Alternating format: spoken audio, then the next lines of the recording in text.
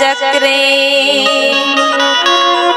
योगमायामुपाश्रितः। शरद पूर्णिमा के रात्रि में मेरे गोविंद वृंदावन में जाकर के उस वन में भगवान ने सुंदर बंसी को बजाया। आज मेरे गोविंद ने पुनः वेणुनाद किया और ये आवाज गोपियों के कान तक पहुंच रहा है। आज मेरे गोविंद ने केवल गोपियों के लिए बंसी बजाया है।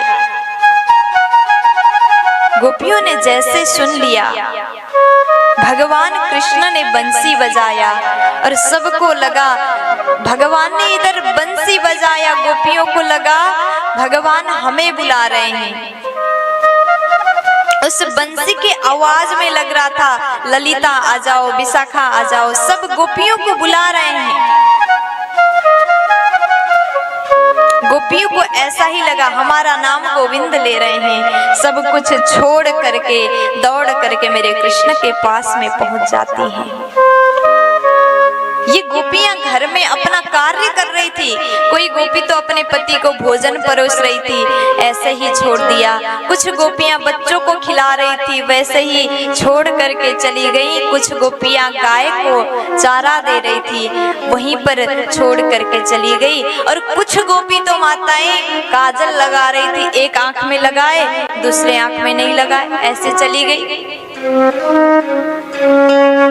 जिस अवस्था में थी उसी अवस्था में दौड़ करके मेरे गोविंद के पास में गई।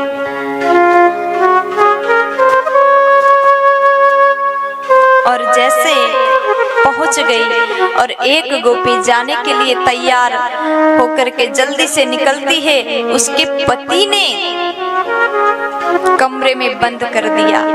और आश्चर्य तो ये हुआ, वही गोपी जिसको कमरे में बंद कर दिया, वही गोपी सबसे पहले गोविंद के पास में पहुंच गई। क्यों? क्योंकि ये मिलन केवल कृष्ण और गोपियों का नहीं था, ये मिलन स्त्री पुरुष का नहीं है, आत्मा और परमात्मा का मिलन है। रास क्या है, महारास क्या है?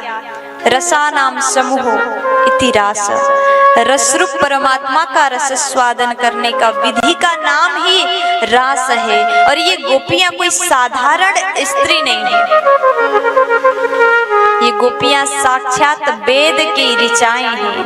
गोभी ही इंद्रियैहि कृष्ण रसम पिबती इति गोपी। जो अपने प्रत्येक इंद्रियों से कृष्ण के प्रेम रूपी, कृष्ण के नाम रूपी रस को पान करती है, वही गोपी है। और आत्मा से वो गोपी गोविंद के पास में पहुंच गई। भगवान ने बंसी बजाया और जैसे सभी गोपियां आकर के खड़ी हो गई, भगवान ने अपने नयन को खोला, सभी को देखते हैं। और देखते ही मेरे गोविंद ने बड़ा सुंदर स्वागत किया। स्वागतमो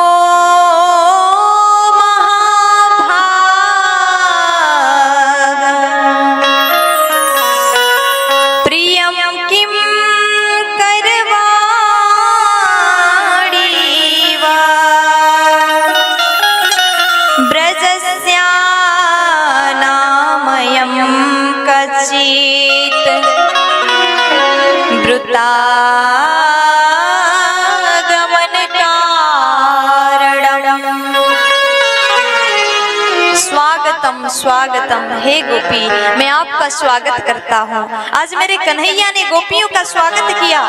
गोपियां बड़ी खुश हो गई, कितने प्यारे हमारे कान्हा है। पहले तो बुलाया, निमंत्रण दिया, फिर उसके बाद इतना सुंदर हमारा स्वागत किया। गोविंद कहते हैं आप लोग आ जाएं, विराजमान हो जाएं। गोपियां बड़ी खुश हो गई। आज गोविंद कितना प्रेम दिखा रहे हैं। पहले तो कहा स्वागत करता हूँ, और तुरंत कह दिया वृतागमन कारणम, क्यों आए हो, आने का कारण क्या है। अब ये गोपियां सोचने लगी, पहले तो बुलाया और स्वागत किया और पूछ रहे हैं क्यों आए हो। ये भी कोई पूछने की बात है? अगर हम लोग को किसी ने घर में बुलाया, स्वागत किया और पूछने लगे कि क्यों आए हो, क्या काम है, तो बुरा लगेगा, हाँ कि ना? हाँ, बुरा तो लग ही जाएगा। गोपियों को लगा अब क्यों पूछ रहे हैं। भगवान कहते हैं ये भी कोई समय है बाहर जाने का। स्त्रियों को रात्रि के समय में घर के बाहर नहीं जाना चाहिए। भगवान कहते हैं स्त्री को मर्यादा का पालन रखना चाहिए, पालन करना चाहिए। स्त्री का सबसे बड़ा गहना श्रृंगार मर्यादा है। जब तक स्त्री अपने मर्यादा पर रहती है तो बहुत अच्छी लगती है। जिस दिन मर्यादा को छोड़ देती है तो बेकार लगती है। भगवान ने कहा तुम लोग रात्रि के समय में घर से बाहर आए हो, ये तुम्हें शोभा नहीं देता, अभी चले जाओ। अपने घर को छोड़ करके आ गए, अपने पतियों को छोड़ करके आ गए, अपने बच्चों को छोड़ करके आ गए। स्त्री का सबसे बड़ा धर्म है पतिव्रता धर्म। कौन सा धर्म है? हाँ बोलो, कुछ पता ही नहीं है। पता तो सबको है लेकिन डर रहे हैं, प्यार से बोल दीजिए ना। स्त्री का सबसे बड़ा धर्म है पतिव्रता धर्म। पति चाहे कैसे भी हो, भगवान कह रहे हैं, हम नहीं कहते, भगवान कह रहे हैं कि गोपियों पति चाहे कैसा भी हो उसका सेवा करना पत्नी का परम धर्म है। दुस्सिलो दुर्भगो वृद्धो जडो रोग्या धनो पिवा पति स्त्रीभिर्नः तव्यो लोकेप्सु भीरपातकी।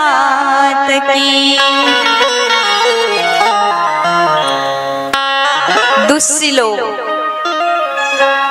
ऐसा पति जिसमें एक भी गुण ना हो। दुर्भगो वृद्धो चाहे बूढ़ा हो, वृद्ध हो, गरीब हो, जिसके पास धन ना हो, रोगी हो, कैसा भी हो, अगर पति है तो सेवा करना पत्नियों का धर्म है। कैसा भी हो पति तो है। हाँ, भगवान गोपियों को कहती हैं कैसा भी हो पति का सेवा करना माताओं का धर्म है। पतिव्रता नारी में बहुत ताकत है, बहुत शक्ति है। भगवान ने कहा गोपियों एक बात सुन लो। एक पति थे, एक पत्नी, और दोनों आपस में बहुत प्रेम करते थे और पत्नी भी बहुत बड़ी पतिव्रता थी। और एक दिन पतिदेव घर से बाहर गए, बड़े कार्य करके आ गए, थक गए थे, आकर के पत्नी के गोद पर सिर रखे तुरंत सो गए, नींद लग गया। और उनके छोटे से बालक खेलते खेलते खेलते खेलते अग्नि कुंड में पहुंच गया और आग जल रहा था। पत्नी ने देखा बालक आग के सामने पहुंच गया, पतिदेव गोद में सो गए। अगर उठ कर के जाऊं बचाने की कोशिश कर लूं तो पतिदेव का नींद खुल जाएगा, ये तो बहुत थके हुए हैं।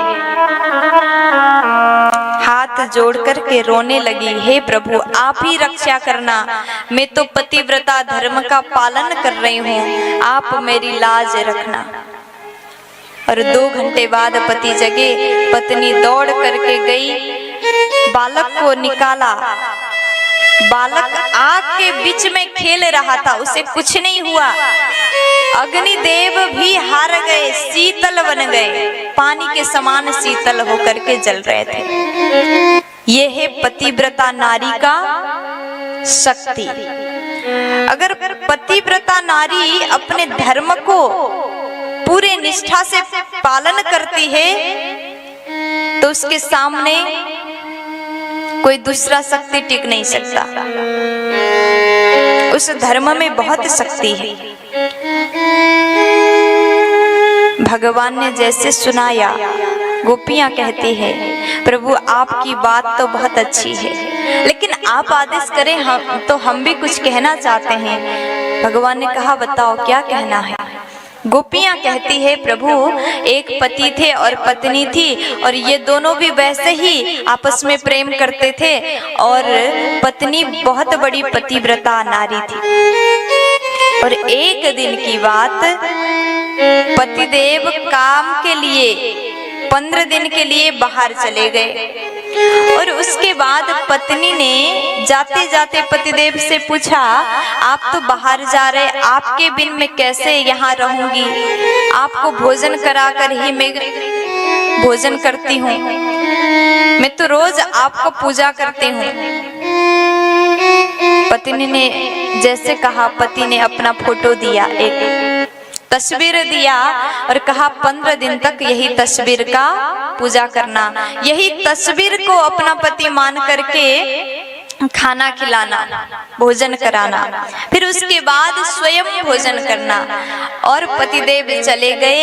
15 दिन तक पत्नी ने वैसे ही सेवा किया, फोटो का वही तस्वीर को अपने पति मान करके सेवा किया।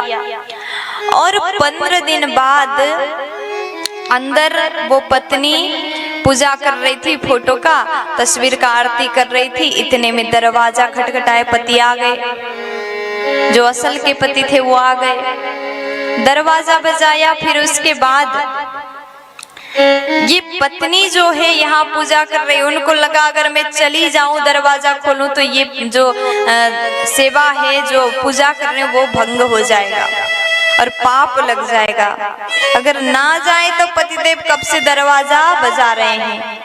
तो प्रभु ऐसे स्थिति में, इस अवस्था में उस पत्नी को क्या करना चाहिए, उस पत्नी को क्या करना चाहिए? तो भगवान कृष्ण जी कहते हैं ये भी कोई पूछने की बात है, जल्दी से जाकर के दरवाजा खोलनी चाहिए। जब असली पति आ गए तो नकली पति का क्या करना? गोपियां बहुत खुश हो गई, प्रभु आपने तो अपने ही मुख से न्याय कर दिया।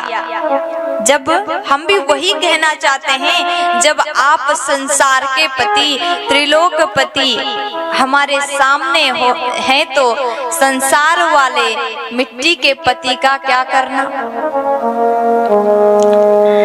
जैसे गोपियों ने कहा, भगवान कहते हैं इनको हराना तो बहुत मुश्किल काम है। आज भगवान चुप हो गए, निशब्द हो गए, क्योंकि गोपियों के बात में सत्यता है। भगवान सबके पति है, पूरे ब्रह्मांड के मालिक भगवान है, ब्रह्मांड के स्वामी भगवान है।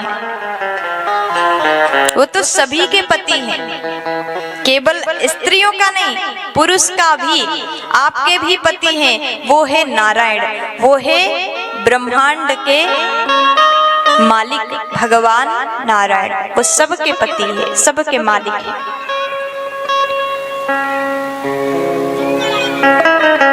अब भगवान बहुत खुश हो गए, सभी के साथ में रास किया।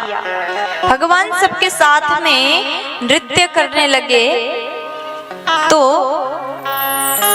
गोपियों को घमंड आने लगा। गोपियां कहते हैं, गोपियां कहने लगी हम नाचते नाचते थक गए, आप थोड़ा सा हमें हवा कर दो, हमें गर्मी लग रहा है। तो भगवान ने अपने दुपट्टा से हवा किया। एक गोपी कहती है कान्हा मुझे बहुत प्यास लग रही है, तो भगवान ने जल पान कराया, अपनी बंसी द्वारा एक जमीन से पानी निकाला बंसी से खोदा तो एक कुंड बन गया और जलपान कराया। अब ये गोपियां सोचने लगी कान्हा हमारा सेवा कर रहा है। भगवान को लगा अब ये तो मुझे अपना सेवक ही मानने लगी। देखिए, जब तक व्यक्ति के मन में अहंकार ना हो, भगवान आपके आगे पीछे घूमेंगे, भक्त के बस में रहेंगे। अगर भक्त में भी अभिमान हो, अभिमान आ जाए तो भगवान तुरंत छोड़ करके चले जाएंगे। जहां अभिमान है, जहां अहंकार है, भगवान वहां नहीं रह सकते। हमारे मन में, हमारे अंदर हम किसी एक को रख सकते हैं, है कि नहीं? या तो भगवान को रखो या तो अभिमान को रखो। जहां अभिमान है, जहां घमंड है, जहां अहंकार है, वहां पर भगवान बिल्कुल नहीं रह सकते। गोपियों को जैसे अहंकार हुआ, भगवान छोड़ करके चले गए। जैसे अंतर ध्यान हो गए गोपियां, भगवान को वृंदावन में ढूंढने लगी। भगवान कहाँ गए? अभी तो हमारे साथ में रास कर रहे थे, पहले तो बुलाया, और गलती तो हमारी है, हमने भगवान को अपना सेवा कराया, भगवान से सेवा कराए। हमारे अंदर कितना अहंकार आया था।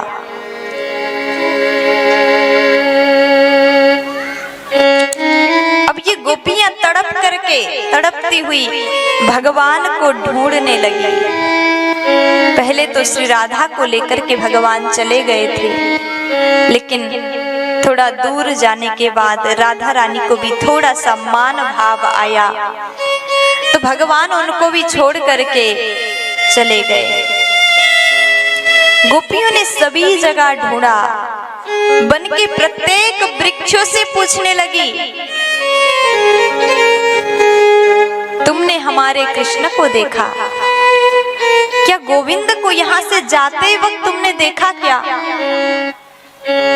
आज ये गोपियां कृष्ण के वियोग में, कृष्ण के याद में रोती हुई पागल की तरह वृंदावन के वन में भटकने लगी, लेकिन मेरे गोविंद मिले नहीं। आज ये गोपियां तुलसी देवी से पूछती हैं, हे तुलसी, क्या तुमने हमारे कृष्ण को जाते देखा?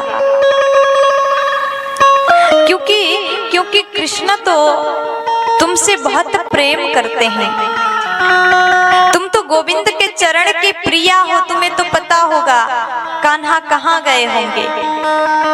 ढूंढते ढूंढते आगे गए, तुलसी जी ने भी कोई जवाब नहीं दिया और आगे पहुंच गए। श्री राधा रानी को एक जगह पर बैठ करके रोती हुई गोपियों ने जैसे देखा, बैठ करके किशोरी जी से पूछने लगी, हे किशोरी जी, आप तो भगवान की बहुत प्रिया हो, आपको कैसे छोड़ करके जा सकते हैं? हमसे तो भूल हो गई। राधा रानी कहती हैं, देखो गोपियां, भगवान को पाने के बाद भी हमारे मन में अभिमान आया, और जहां पर अभिमान आ जाता है वहां गोविंद कभी नहीं रहते। हमें छोड़ करके चले गए, अब हमें ही मनाना पड़ेगा।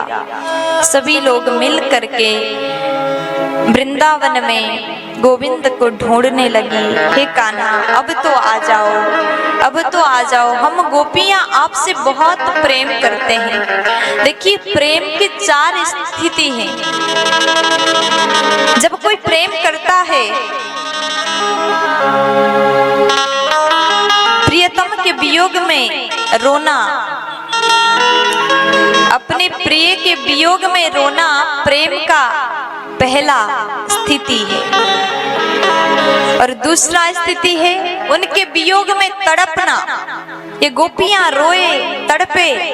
फिर तीसरा स्थिति जड़ से भी बात करना, ये गोपियां जड़ से बात कर रही है, पत्थर से पूछती हैं गोविंद कहाँ गए, वृक्ष से पूछती हैं मेरे गोविंद क्या तुमने देखा। और चौथा स्थिति है खुद को वही मानना, ये गोपियां अब तो इतना गोविंद में लीन हो गई, स्वयं को कृष्ण मानने लगी। भगवान ने किस प्रकार पूतना का वध किया, एक गोपी पूतना बनती है, एक गोपी कृष्ण बनती है और इस प्रकार प्रेम में डूब जाती है। और राधा रानी के साथ में सभी गोपियां भगवान को ढूंढते ढूंढते ढूंढते यमुना जी के तट पर पहुंच जाते हैं। पुनः पुलिन मागत्या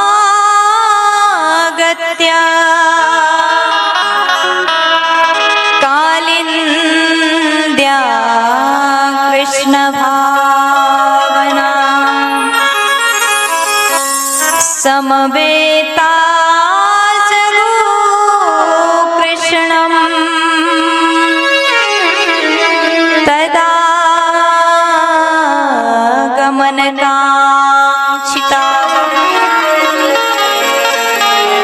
सभी गोपियां जहां से मेरे गोविंद अंतर ध्यान हो गए थे वहीं पर पहुंच जाते हैं। जमुना पुलिन में यमुना नदी के तट पर पहुंच गई।